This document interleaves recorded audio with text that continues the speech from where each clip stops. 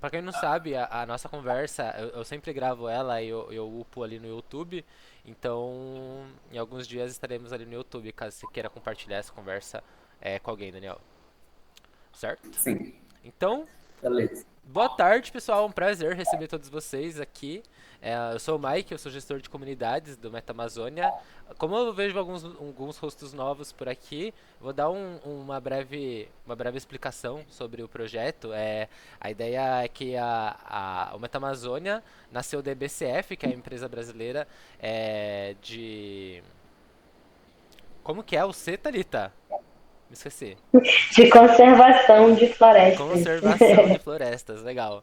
E, e bom, o projeto, a IBCF já existe há 15 anos, né, trabalhando ali com conservação.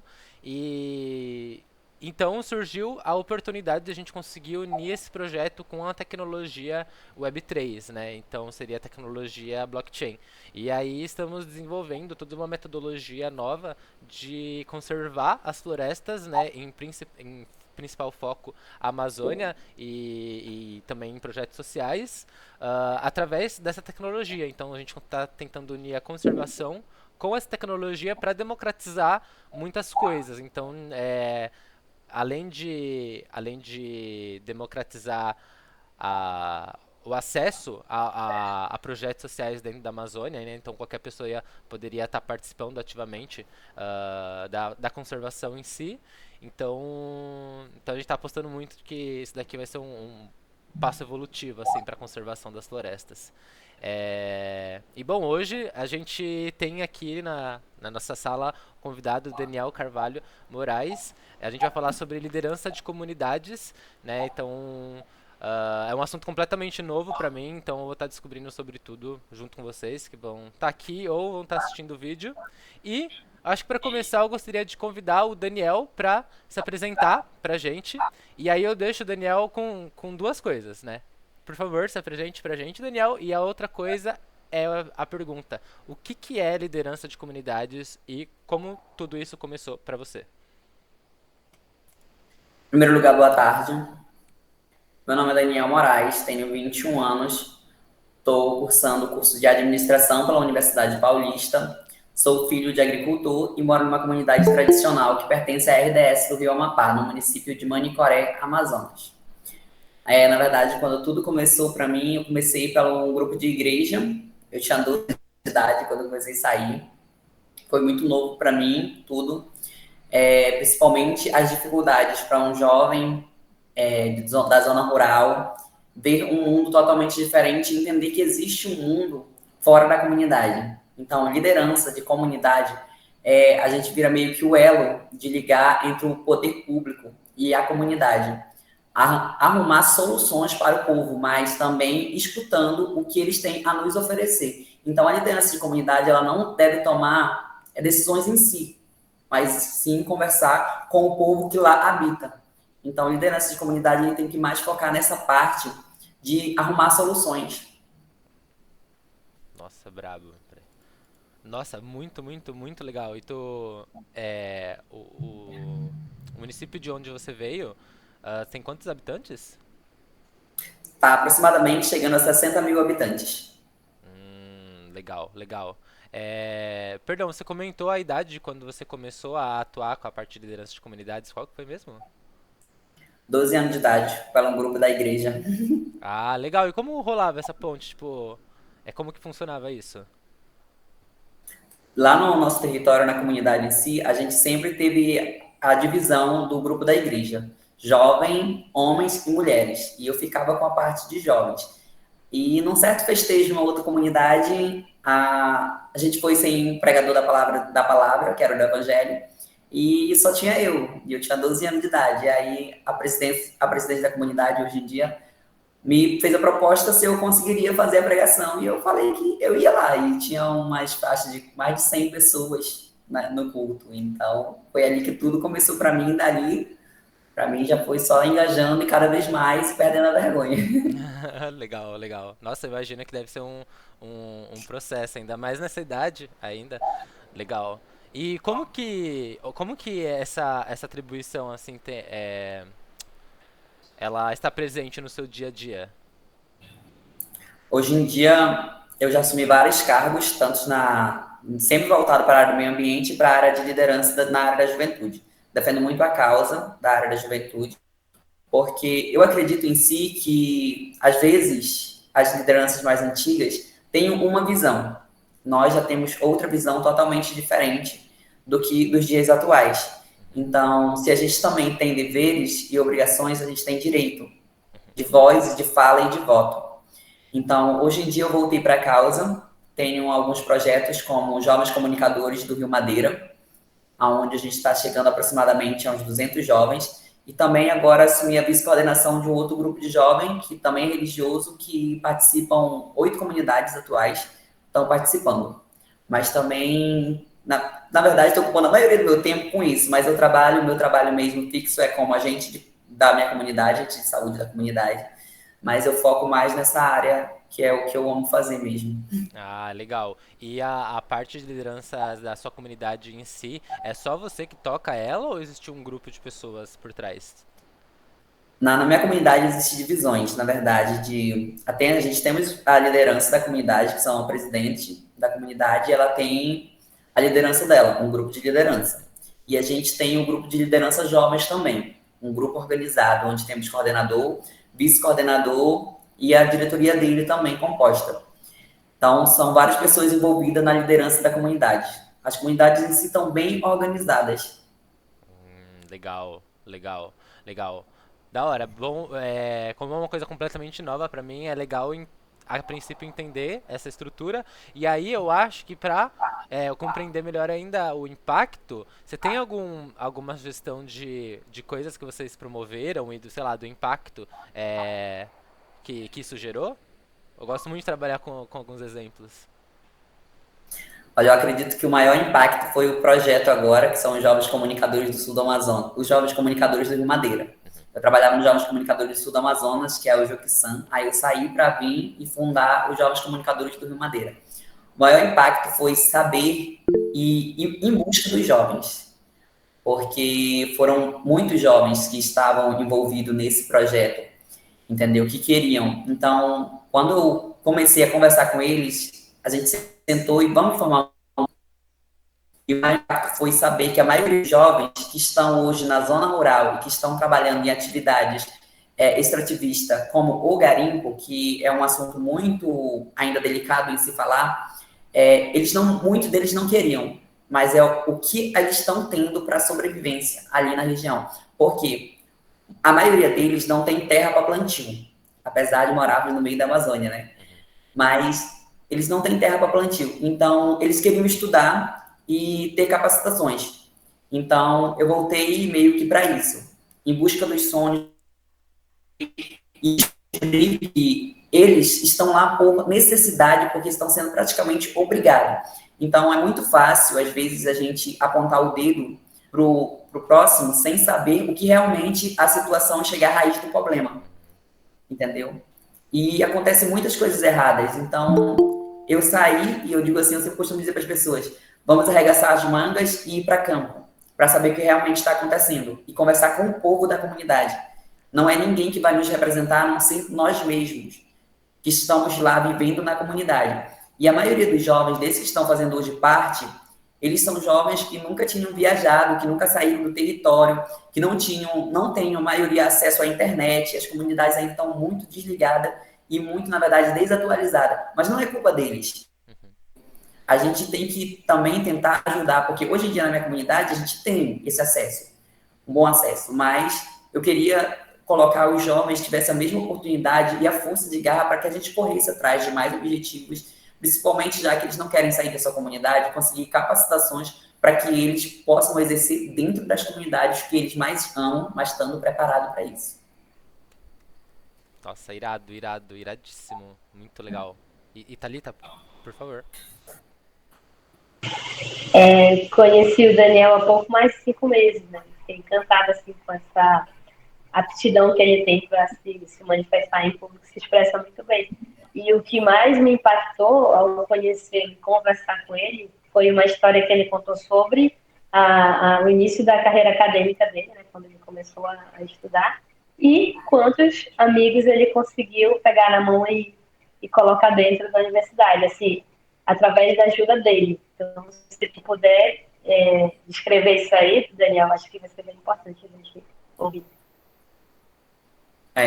Hoje em dia, acredito que eu consegui colocar com meu apoio, graças a Deus, mais de 20 jovens nas universidades, apoiando. A gente corre atrás, vai atrás também do governo para conseguir bolsa universitária, porque como eu passei para um processo seletivo, hoje em dia eu já sei como preencher as documentações necessárias. Já sei aonde procurar as documentações, então eu voltei para isso. E eu fui atrás e hoje em dia eu apoio eles nisso. Ajudo eles a se inscrever nas bolsas universitárias. Certo que nem todos conseguem, mas alguns conseguem. E a gente consegue colocar eles nas universidades. E é engraçado que quando a gente vem para a universidade, que eles fazem pela mesma universidade que eu, a gente se junta e vem todo mundo junto. Aí quando a gente chega na universidade, o professor já vai falando logo, o Daniel e seus filhos. Porque eu fui o primeiro neto da minha família, por parte de mãe, a cursar ensino superior. Apesar de vários já terem acabado. Saí meio que louco quando eu comecei a fazer faculdade, porque eu não tinha estrutura, eu não tinha saber, eu não ia conseguir. Mas eu sempre coloquei na minha cabeça que para mim não existiria impossível. Eu ia lá e ia conseguir. E como eu consegui, hoje em dia eu posso dizer assim, estou no 6º período de administração, mas para mim não é nem tanto mais o meu engajamento. Para mim é ver que eles estão realizando um sonho.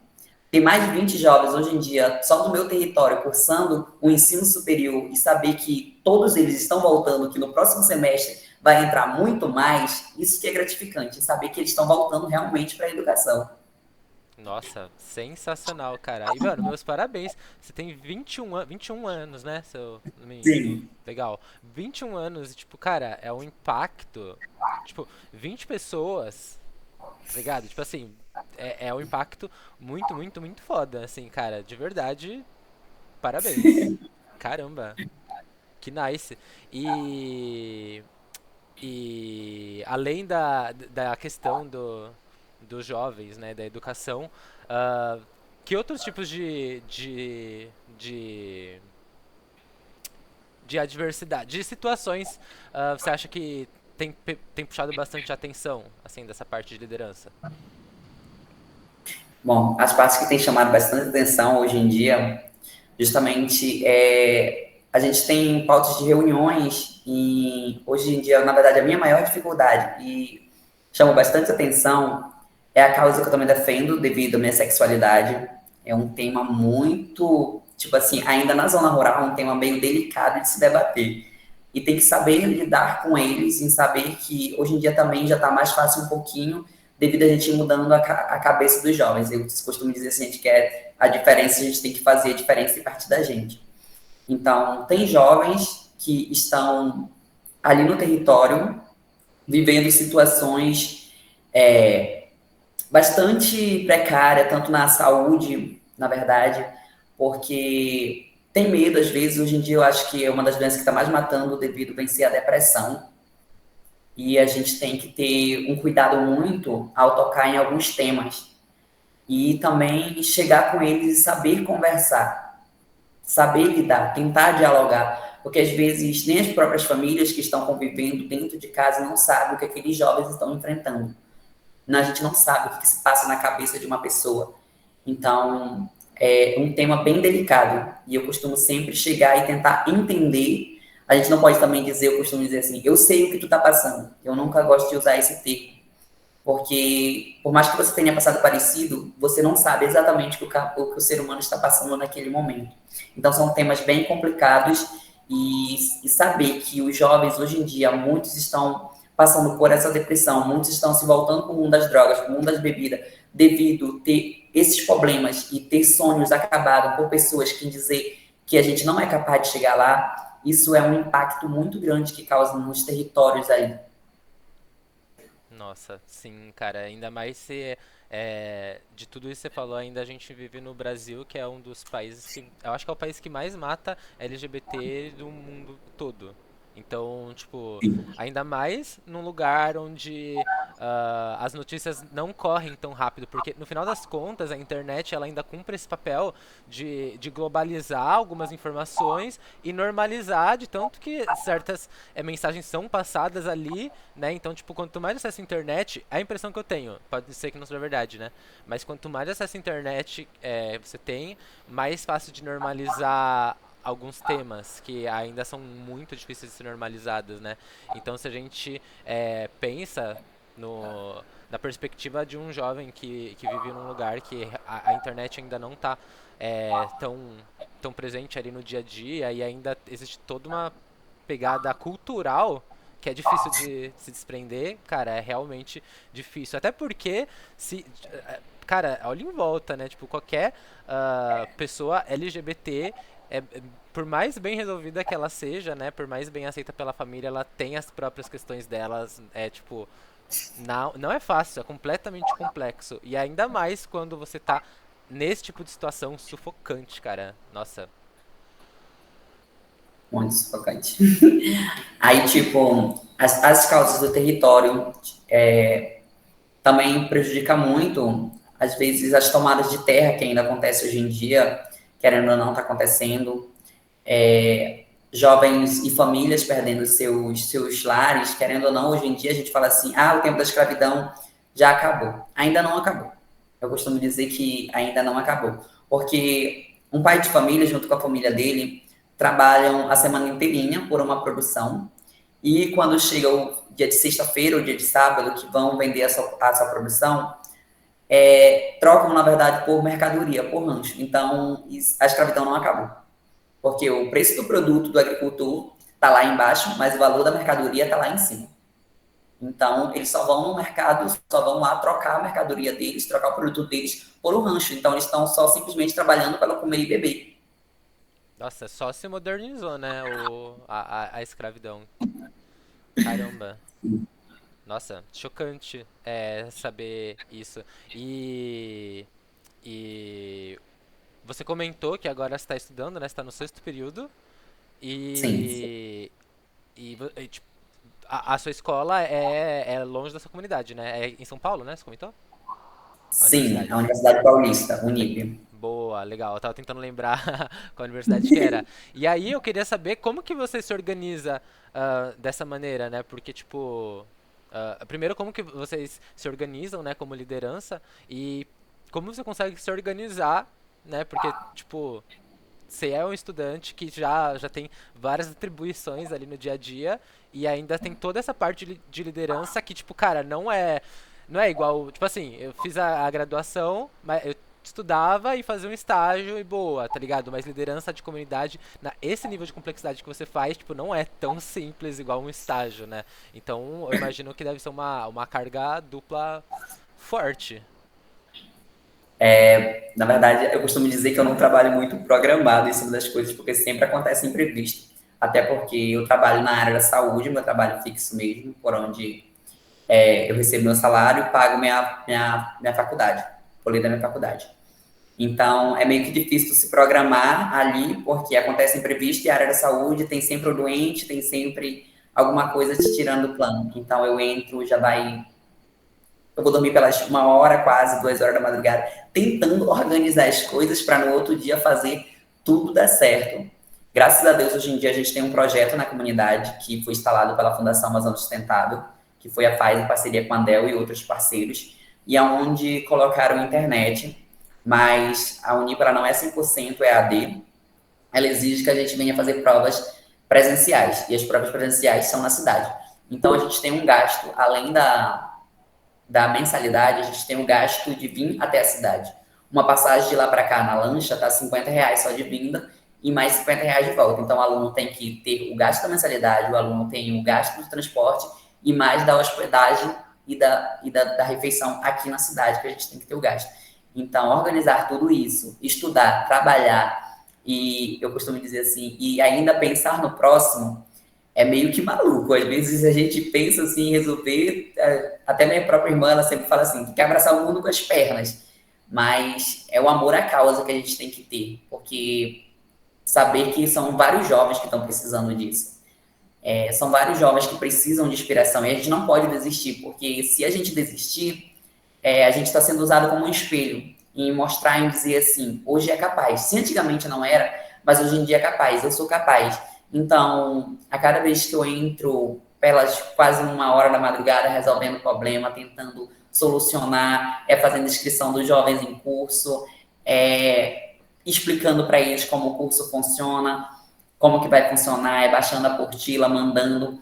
Então, eu faço mesmo, acredito que se não fosse uma coisa que eu fizesse porque eu gostasse, eu já tinha desistido, porque eu acho que emprego nenhum no mundo não ia me pagar o que eu faço, porque é gratificante tu chegar e saber a conquista deles na hora que eles recebem a nota deles e saber que eles ganharam um certificado, que eles estão em um curso, eles sempre lembram da gente, sempre eles mandam mensagem para mim agradecendo por tudo que estão fazendo, mas para mim eu sempre falo para eles, vocês são capazes, não é eu quem coloquei. É vocês que acreditaram que vocês são capazes. Eu simplesmente apoiei um sonho que estava dentro de vocês. E não adianta a gente sonhar, só sonhar e ficar de braços cruzados. A gente tem que sonhar, mas a gente tem que arregaçar as mangas e ir para a luta. Nossa, brabíssimo, brabíssimo. Eu imagino que você realmente deve ser uma figura muito inspiradora para as pessoas ali. Porque, tipo, cara, eu tô completamente inspirado já. Porque, tipo, eu tinha falado lá de estudar e ser o líder de comunidade, mas aí tu ainda falou que você ainda trabalha aí na área da saúde. Então, tipo, caramba, o cara é um super-herói. Nossa, muito legal mesmo, Daniel. Caramba. Tipo, é.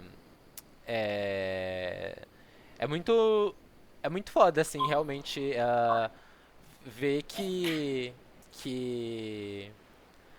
não é uma coisa tão simples, né, pra você, não é simplesmente estar na faculdade, tipo, realmente é muito, isso tudo é muito mais do que só estar na faculdade, né, é o que você representa pra uma geração de pessoas, né, e então, caramba, muito brabo, muito legal mesmo. E uma dúvida que eu acho que talvez não tenha sido respondida é a maneira como vocês se organizam, como liderança de comunidades. Vocês fazem, tipo, reuniões, tem reuniões, assembleias, não sei, tipo, periódicas, vocês se comunicam tudo pelo digital, enfim, como que é? Cada comunidade tem sua própria liderança, seu grupo de liderança.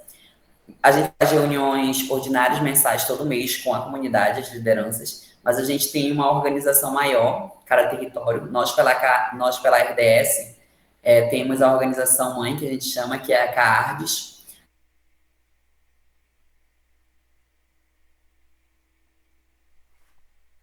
E o que se tratamos em assembleias gerais com a associação mãe, que é a CARDES, onde vão todos os presidentes e vice-presidentes da diretoria das comunidades, eles têm que voltar, levar o tema, a pauta para a comunidade, trata com a comunidade e torna voltar para outra assembleia. Ô Daniel, perdão, cortou o que você falou no começo, então eu fiquei completamente descontextualizado.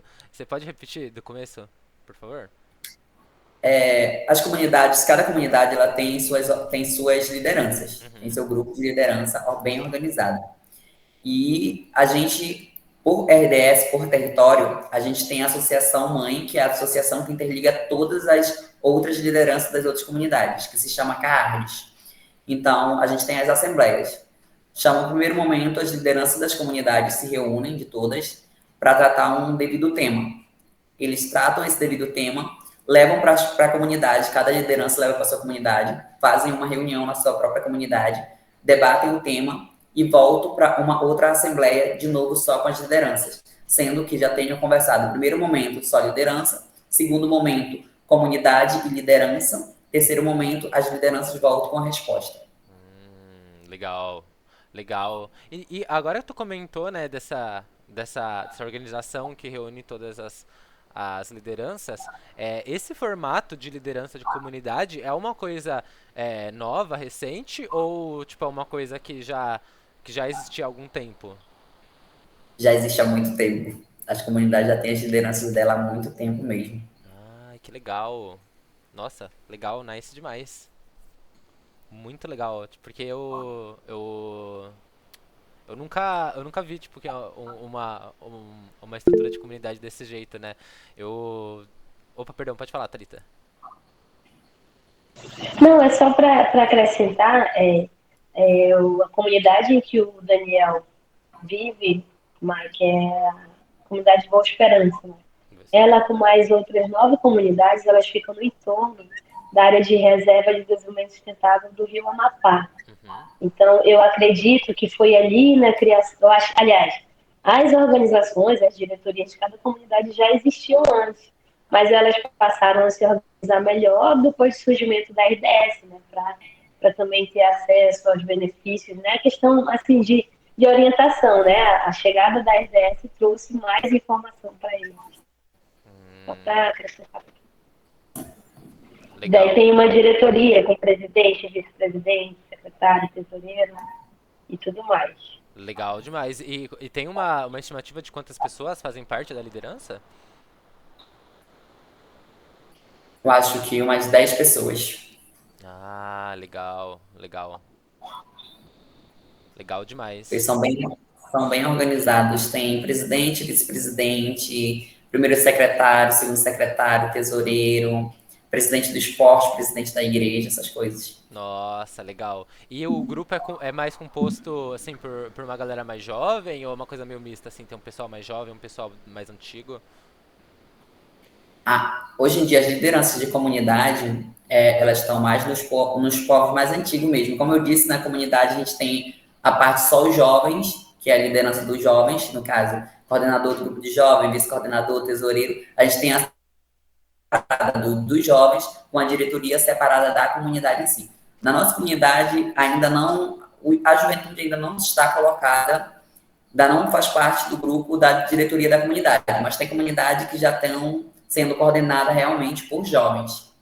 Hum, show, legal, legal. E Daniel, hoje em dia, quais você acha que são os principais desafios, assim, na liderança da comunidade? E aí eu digo, assim, tanto por pressão interna e quanto por questões externas, né? Tipo, externas no sentido de conexão com outras pessoas, ou, não sei, acesso a alguma coisa, e dentro eu acho que talvez.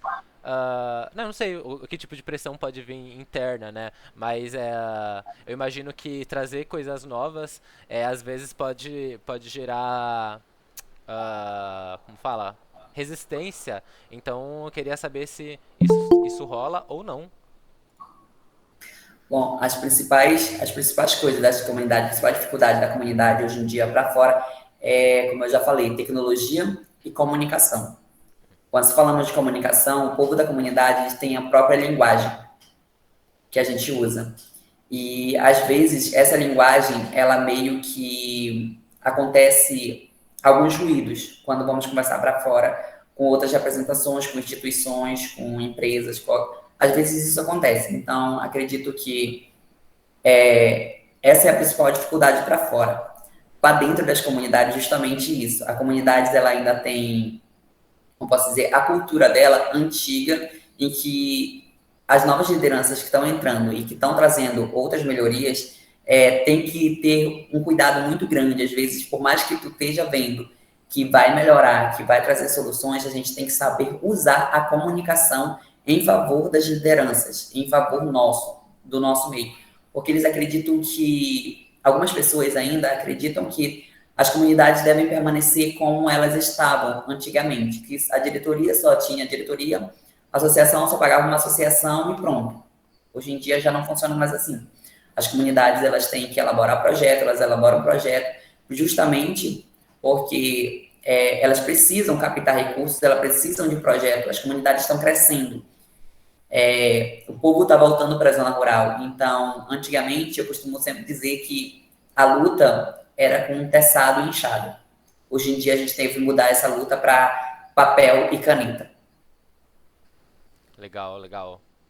Eu acho que realmente faz total sentido. E você falou de captação de recurso.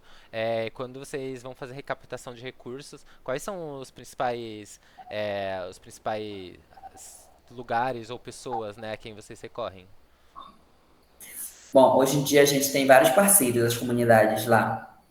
Tem a Fundação Amazônia Sustentável, a gente escreve projetos e eles também levam soluções, algumas propostas de projeto para a gente, mas também tem outros projetos, não só como a Fundação Amazônia Sustentável, a gente tem a Prefeitura que também tem apoiado, a gente tem a Secretaria de Agricultura, a gente tem várias instituições que estão apoiando as comunidades, mas ainda acontece isso, né? Apoia uma e não consegue mais apoiar a outra. Nem todas as comunidades estão sendo atendidas. Às vezes a gente posta, costumo sempre dizer assim, quem vê close não vê corre, porque às vezes a gente posta uma fotinho bonitinha de uma estrutura ali, enquanto quem está lá dentro realmente não está vivendo aquilo. São umas fotozinhas que está acontecendo ali.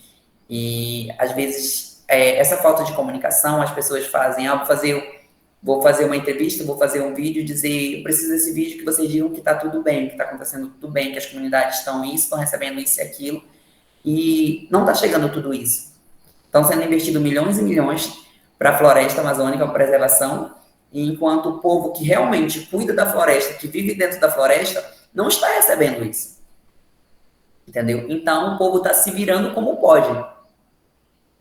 Nossa, faz sentido, realmente.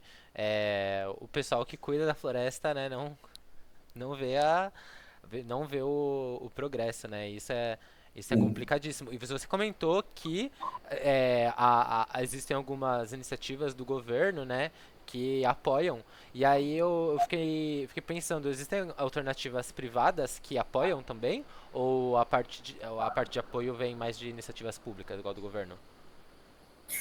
Hoje em dia, como a gente está aqui com a IBCF, né, está apoiando a gente, a IBCF também me apoiou bastante agora com a parte de comunicação, com a parte de preparação, conseguindo cursos para a juventude, isso colocando à disposição das comunidades, mas acredito que está mais voltada para a parte privada, a gente ainda não está tendo muito o apoio ali que a gente necessitava ter, na verdade. Saquei. Porque eu vejo muita notícia de, sei lá, Leonardo DiCaprio vai doar 3 milhões de dólares para projetos sociais e ambientais na Amazônia, né? Então, tipo, a gente acaba vendo esse tipo de notícia e tem a impressão de que a iniciativa privada, né, e depois de tantas coisas que a gente vê na internet, de iniciativas privadas querendo realmente conservar, o que a gente espera é que, né, estejam presentes ali realmente participando da conservação, né? Mas é uma pena ver que isso, na verdade, não é real. E por parte de incentivo público, apesar dessa situação de não de algumas comunidades serem apoiadas, enquanto outras acabam não sendo, é uma parceria tipo legal, ou ainda assim é um apoio que o governo presta, mas ainda é um pouco precário? Ainda é um pouco precário, falando a verdade mesmo, sendo bem sincero. Acredito que eles poderiam ajudar muito mais hoje em dia, o governo, tanto municipal quanto estadual, porque o governo municipal está tendo um apoio maior do que o governo estadual. A gente tem gestor da nossa unidade de conservação e a gente precisava, eu costumo dizer assim, nosso gestor é muito bom, mas as comunidades e as RDS, a RSEX, o povo precisa colocar alguém de dentro dos territórios, preparar alguém de dentro dos territórios para irem em nome deles, porque enquanto a isso, não vai funcionar como o povo quer. A gente não adianta a gente tapar o sal com uma peneira em dizer que alguém vai vir de lá de Brasília ou lá de São Paulo defender a causa que é da gente. Que a gente não vai encontrar alguém que vai fazer isso, porque não sabe a nossa realidade, o nosso dia a dia. Nossa, perfeito. Nossa, perfeito. Essa sua fala. Realmente, esse complexo de super-herói, de falar, nossa, eu vou salvar a Amazônia, uma pessoa lá de São Paulo achando que vai fazer alguma coisa e vai salvar a Amazônia, sendo que na verdade não é tão simples assim, né? E a realidade é completamente diferente. Daniel, tu tinha comentado Era uma pergunta que eu queria fazer lá atrás, mas eu esqueci. Mas tu comentou, né, da universidade. Aí eu fiquei pensando, a universidade, ela oferece algum tipo de auxílio ou algum tipo de incentivo para alunos que, sei lá, tenha algum problema para se locomover, ou tenha algum problema para, sei lá, para estar morando ali próximo da faculdade, alguma coisa assim? Bom, no município, não. A gente tem a gente já tem um desconto devido ser do município pequeno, essas coisas, mas assim, vamos supor, um lugar que eu sempre coloco assim, que a gente queria muito, ter pelo menos um lugar de moradia. As universidades ou todas se juntassem para fazer um lugar de moradia para que os alunos que não têm abrigo aqui na cidade, quando vierem estudar, fazer prova presencial, ter aonde ficar. Isso ainda não acontece. Nem moradia, nem alimentação, isso ainda não acontece para eles. Nossa, isso é muito agravante. E eu digo isso porque a graduação que eu fiz, é, cara, tipo assim, na época que eu fui estudar, tipo, era em outra cidade também. Eu morava com os meus pais em uma cidade e aí era em outra cidade, então, tipo, eu ia ter que me mudar. Só que, tipo assim, eu não tinha emprego. E é isso, tipo, tem que estudar numa outra cidade. Então, tipo, o que ajudou muito é que realmente quando você entra lá e você conversa, né, com a reitoria e você apresenta documentos mostrando que, tipo, nossa, eu tenho dificuldades financeiras para, sei lá, tá morando aqui, etc. Eles oferecem algumas, desde auxílios em dinheiro, quanto auxílios como bolsa alimentação dentro do restaurante da universidade e até mesmo a moradia da universidade. E assim, de onde eu vim, né, da escola que eu estudei, se não tivesse esse recurso, muita gente, assim, tipo, muita gente mesmo não ia conseguir estudar, porque não é todo mundo consegue ir se mudar para uma outra cidade e conseguir um emprego e você consegue estudar e trabalhar e liderar uma comunidade, né? Que preciso nem, né, entrar em muitos detalhes aqui. Então, assim, o meu ponto final é que é muito ruim que não tenha esse tipo de coisa, esse tipo de incentivo, né, dentro das universidades deveria ser mínimo, assim, ou pelo menos tudo bem, não tem não vai ter moradia na universidade, beleza, mais recursos para a pessoa conseguir ao menos se alimentar, porque no final das contas, tipo, a alimentação é um custo gigantesco ali no mês. Você não vai precisar gastar com alimento, você pelo menos vai conseguir. Se você não gastando com alimento, você vai conseguir completar ali na moradia e boa, etc. Enfim.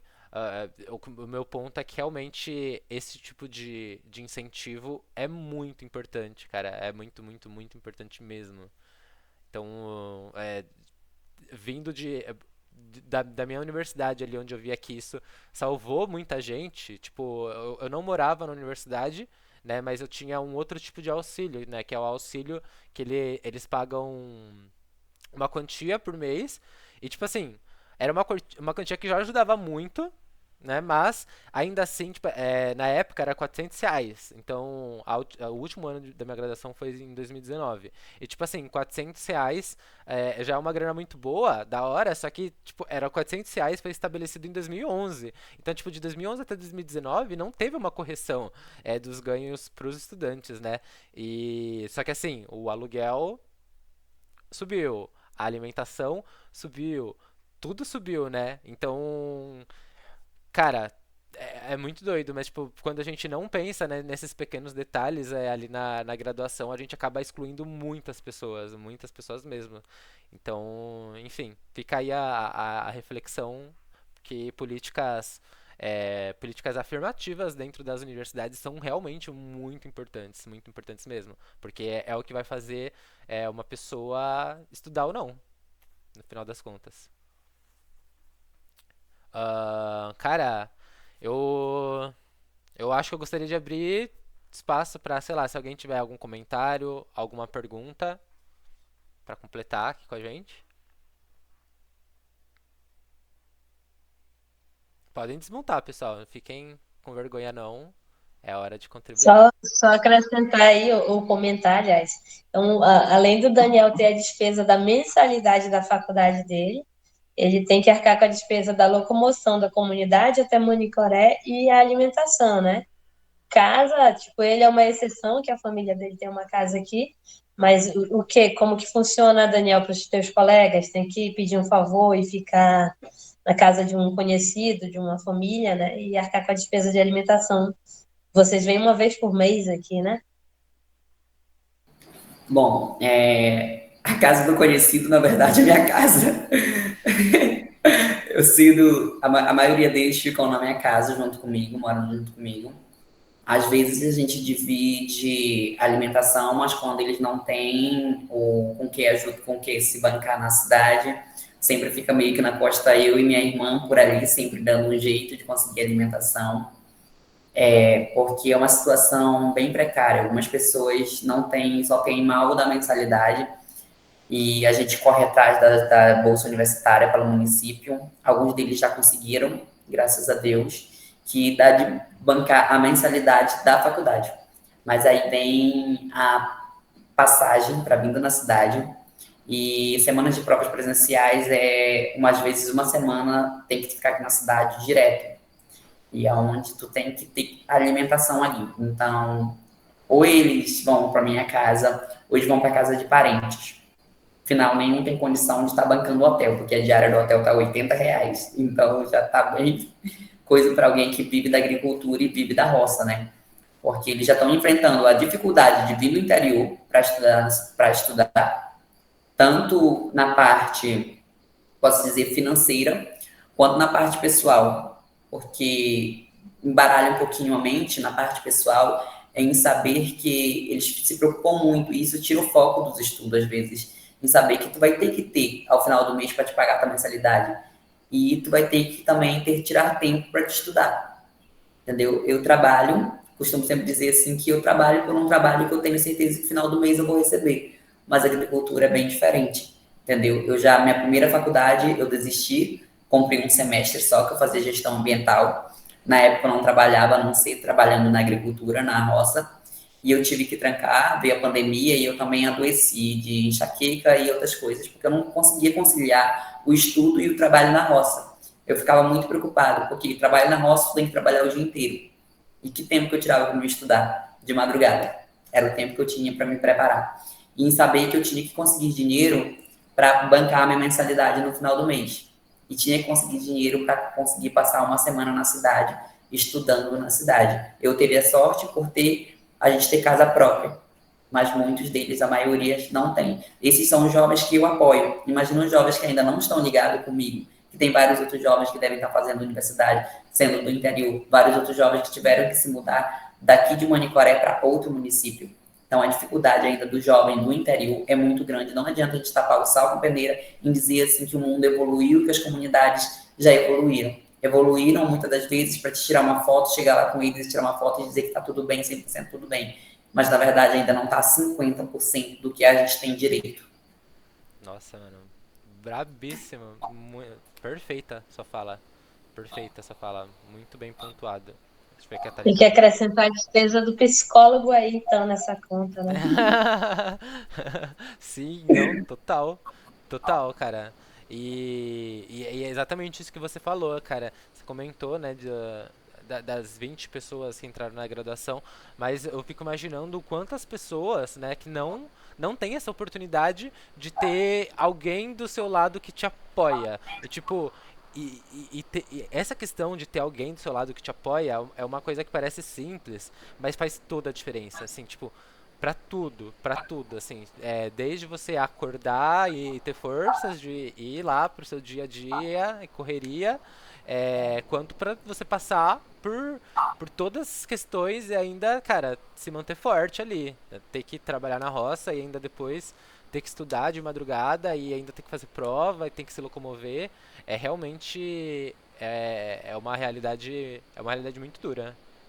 Uma realidade muito dura. Então, eu acho que conhecendo um pouco mais disso tudo, eu vejo quão mais foda ainda é esse trabalho de liderança de comunidade. Porque realmente é um trabalho que, cara, que muda, assim, as coisas, que transforma as pessoas. Eu me sinto muito honrado, assim, de conhecer isso tudo aqui hoje. Gostaria de agradecer, realmente, por existir, porque, cara, incrível, incrível. E até por compartilhar tudo isso aqui, porque trouxe uma visão de mundo. E principalmente para mim, trabalhando como Meta Amazônia, trabalhando ali pela Meta Amazônia, a gente fala sempre sobre realmente mudar as coisas e transformar. Só que no final do dia, eu sou uma pessoa que mora do outro lado do país. Eu sou uma pessoa que está vendo a realidade que está passando por tudo isso e vendo todas essas mudanças e batendo de frente com tudo isso. Então é esses momentos aqui onde eu realmente consigo me conectar, tipo, minimamente com essa realidade é muito engrandecedor, cara. Muito obrigado mesmo. E eu acho que, em junção com isso, eu gostaria de saber se você tem uma mensagem final ou algum manifesto, talvez, alguma coisa, alguma mensagem aqui para compartilhar com a gente e pra gente estar encaminhando para o nosso encerramento. Bom, na verdade, como eu sempre costumo dizer, eu me manifesto sempre bastante com o meu modo de dizer que a gente ainda precisa melhorar a parte tanto educação, quanto saúde, quanto moradia nas comunidades tradicionais, povo que estão cuidando realmente da floresta. E não é o presidente, não é o nosso ministro do meio ambiente sozinho que vão conseguir fazer isso, enquanto a gente não descer para a base, enquanto os grandes que estão em cima não descerem para a base, entendeu? Porque a gente só vai saber o que realmente acontecer quando a gente desce para a base. A gente desce e põe a mão na massa, nas comunidades. A gente vai escutar o povo da comunidade. A gente vai no meio da roça do agricultor e ver o que ele está necessitando. A gente abre o armário dele e a gente vê que está faltando a alimentação.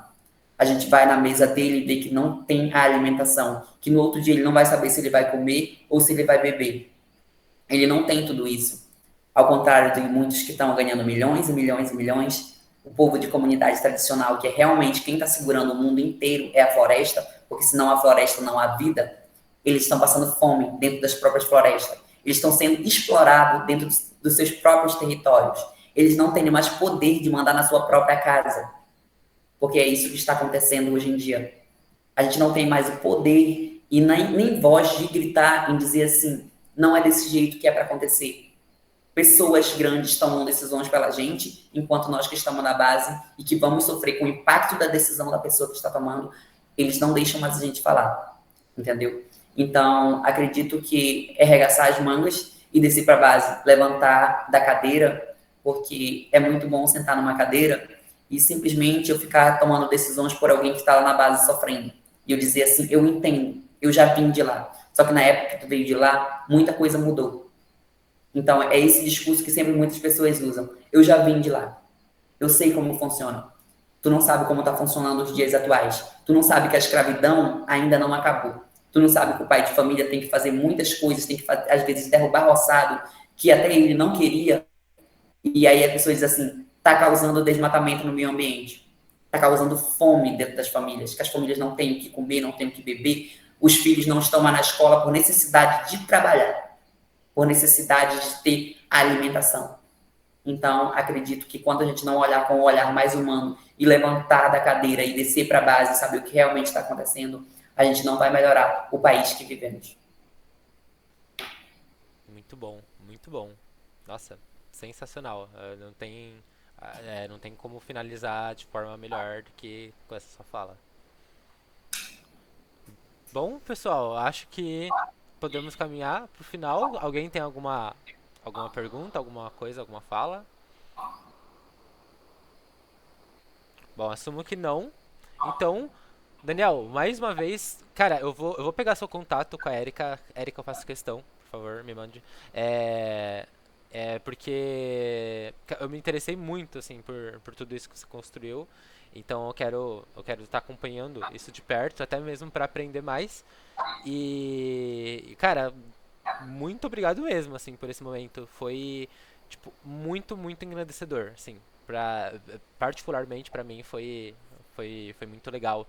É, tá mais próximo da realidade e descobrir que certas coisas na minha cabeça, tipo, não fazem sentido e que só quem tá ali na hora do vamos ver sabe qual é a realidade. Tipo, foi um tapa na cara muito motivador pra mim. Muito obrigado mesmo. Então, acho que é isso, Daniel. Muito obrigado. Um big beijo pra todos vocês e nos vemos na próxima. Valeu, tchau, tchau.